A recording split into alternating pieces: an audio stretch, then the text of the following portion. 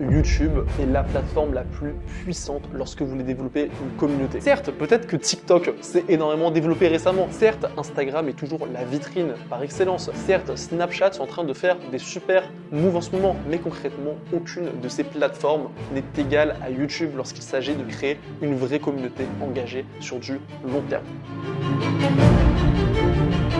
YouTube aujourd'hui, c'est la seule plateforme qui fonctionne comme un moteur de recherche. Et donc, c'est de l'audience qui est beaucoup plus qualifiée qui va venir regarder vos vidéos. Là où typiquement, TikTok, Instagram, etc.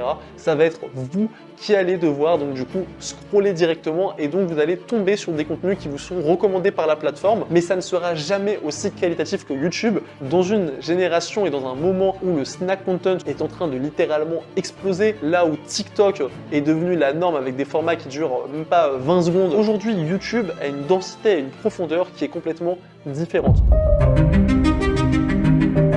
Sur YouTube, l'attention moyenne et le watch time n'a rien à voir avec le snack content. Et c'est justement ça qui est très puissant. Aujourd'hui, les personnes, quand elles vont se poser et qu'elles vont regarder une de vos vidéos YouTube, elles vont vraiment être focus dessus. Très souvent, la personne sur une vidéo YouTube, le watch time, ça va être de plusieurs minutes. Alors que sur TikTok, c'est uniquement des fois 4 secondes, 5 secondes, et après la personne scroll, passe à la suivante, passe à la suivante. Alors que quand on est immergé dans une vidéo YouTube, comme c'est le cas typiquement pour celle-ci, vous allez rester jusqu'à la fin parce qu'il y a beaucoup plus de valeur. Le point de la concentration est notamment hyper important sur YouTube, ce qui va vous permettre en tant que créateur de contenu d'avoir une audience qui va être beaucoup plus fidèle sur du long terme. Ce que j'ai l'habitude de dire, c'est qu'aujourd'hui une vue YouTube va être beaucoup plus puissante qu'une vue TikTok.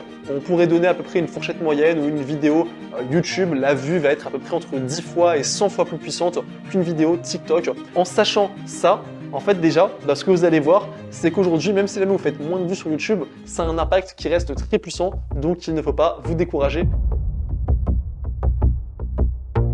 En fait, ce qui est en train de se passer très concrètement, c'est que la télé d'hier, et même j'ai envie de dire, même très bientôt le cinéma d'hier, ça devient donc du coup aujourd'hui YouTube. YouTube est en train de manger cette industrie-là des formats longs de plus en plus, là où énormément de concepts de base télévisés se sont mis donc du coup sur YouTube, et où même des fois les audiences sont beaucoup plus présentes sur YouTube qu'à la télévision. Et en fait, ce phénomène-là est en train d'exploser, notamment par exemple, je pense à Inoxtag, qui a très récemment annoncé vouloir faire un documentaire qui va être uniquement disponible sur YouTube, sur sa chaîne. Moi j'ai envie de faire un documentaire, un film qui sera dispo sur YouTube. Qui ne sera pas diffusé sur Netflix, qui ne sera pas diffusé à la télé, mais qui va être diffusé gratuitement sur sa chaîne YouTube. YouTube en fait c'est en train vraiment de prendre la place un petit peu entre guillemets sérieuse de ce type de contenu là. Donc les barrières à l'entrée certes sont en train de monter et aujourd'hui il devient de plus en plus difficile de percer sur YouTube en partant de nulle part, mais cependant il existe des stratégies qui peuvent tout de même vous permettre de faire la différence avec tous vos concurrents et c'est ce que je vais vous expliquer tout de suite. Aujourd'hui, ce qui marche sur YouTube, ce sont des concepts forts qui sont identifiables et qui sont identifiés avec un personal branding que vous allez avoir qui va être puissant. J'ai notamment fait une série d'études de cas, d'analyse de personal branding, que ce soit avec Iman Gadzhi, avec Andrew Tate, etc. Aujourd'hui, je vous dévoile leur stratégie qu'ils ont pu mettre en place pour développer leur personal brand et leur stratégie de contenu. Aujourd'hui, pour réussir, notamment sur YouTube ou sur les réseaux sociaux, il faut avoir une personnalité forte et il faut avoir un positionnement qui est clair autour de concepts forts qui sont donc identifiables comme je vous le disais. C'est pour ça que typiquement moi aujourd'hui sur ma chaîne YouTube je n'ai plus que 3 types de formats de contenu, donc qui sont les contenus que moi j'appelle les social media tips, donc qui sont justement comme ce genre de vidéo là. J'ai les formats de contenu qui sont donc du coup GOAT, analyse, et vu que c'est un concept aujourd'hui qui se démarque de ce que la plupart des personnes font sur le marché, c'est justement un concept qui va rentrer beaucoup plus dans la tête. C'est pour ça notamment qu'aujourd'hui typiquement si vous lancez votre podcast sur YouTube en 2023, c'est une très bonne chose de le faire. Je vous dis pas de ne pas le faire, attention, si vous êtes juste un créateur de contenu parmi tant d'autres et que vous n'avez pas une personnalité forte avec un concept fort, aujourd'hui ça va être très difficile de vous démarquer. Maintenant, une fois que vous avez votre concept fort qui va donc du coup avec votre personnalité contribuer à avoir un gros watch time, je vais vous dévoiler un hack qui a complètement changé ma manière de créer du contenu sur YouTube.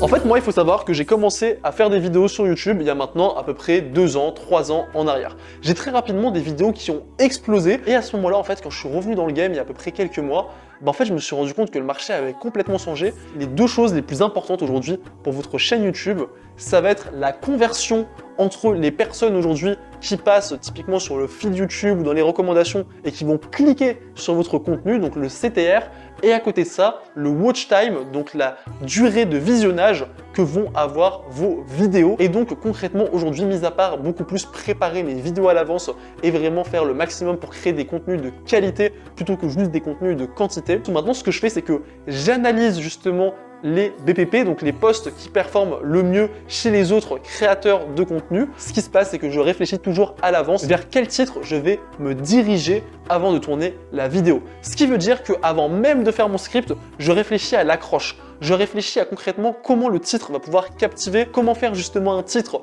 où il va avoir deux éléments qui vont être contradictoires, comme le font très bien certaines chaînes YouTube où ils vont vous mettre deux idées qui sont complètement opposées dans un titre, ce qui va vous donner envie de cliquer, etc. Bref, ce que je fais, c'est que je travaille le positionnement de ma vidéo avant de la sortir. Donc voilà l'équipe, on arrive à la fin de cette vidéo. N'hésitez pas à me dire en commentaire d'ailleurs des sujets de vidéos YouTube que vous aimeriez bien que j'aborde. Donc dites-moi tout ça en commentaire. N'hésitez pas bien sûr à vous abonner à la chaîne YouTube pour ne pas rater les prochaines vidéos. Et je vous dis à la semaine prochaine.